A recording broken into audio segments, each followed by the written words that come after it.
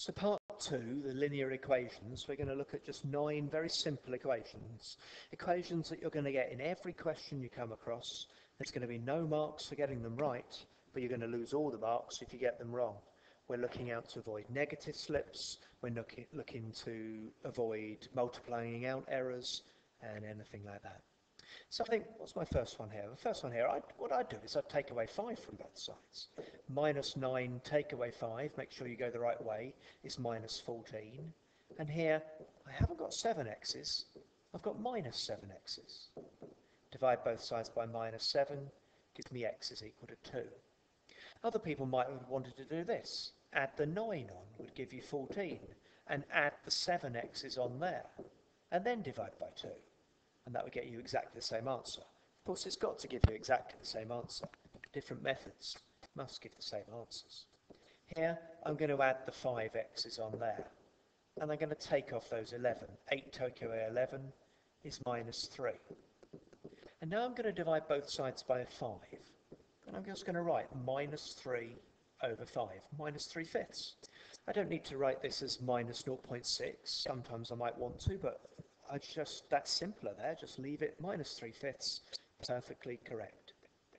Here, I'm going to take off those 4x's first of all, and I'm going to take off that 2, taking that all the way down to minus 7, and now divide by 3.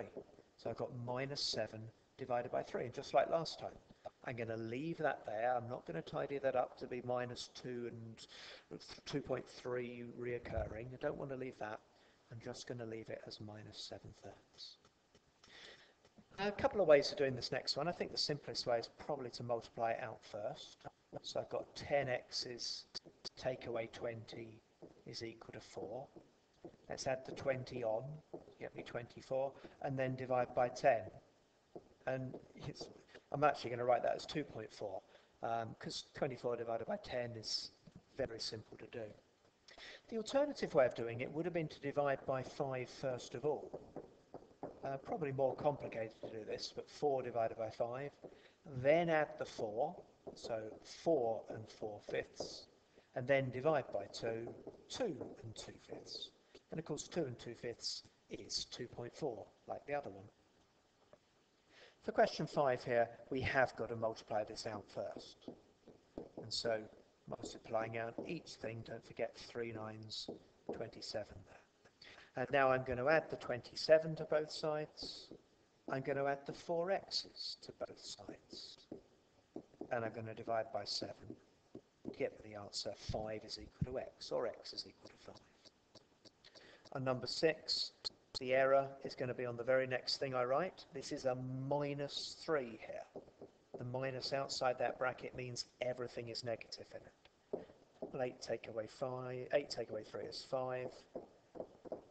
And that tells me that x is 1, doesn't it? X is 1 there. Could go back and check that and make sure it works.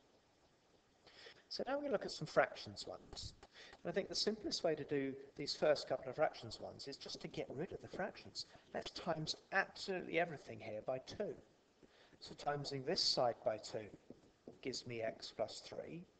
And timesing by 5 by 2 gives me 10. So x is equal to 7.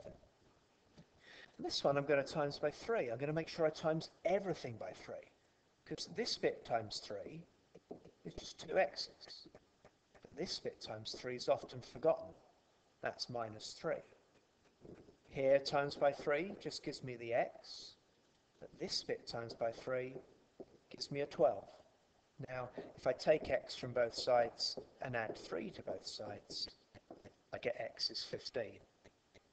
And at the bottom here now, well, what could we do here? Should we times everything by 12? Now, I'm timesing it by 12 because 4 and 3 both go into 12. So this thing times by 12 gives me 12y divided by 4, which is 3y. This one times 12 is 36. 5 12s is 60. And 12y divided by 3 is 4y's. Let's add the y's on. So I've got 7 y's here, and I've got 60 take away 36, which is 24, And so y is 24 divided by 7.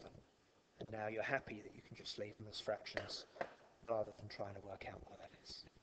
So there's number 2. Go back and check any negative errors and go over any equations. You can do a search for anything to do with simple equations and do some questions, or look back over your GCSE notes.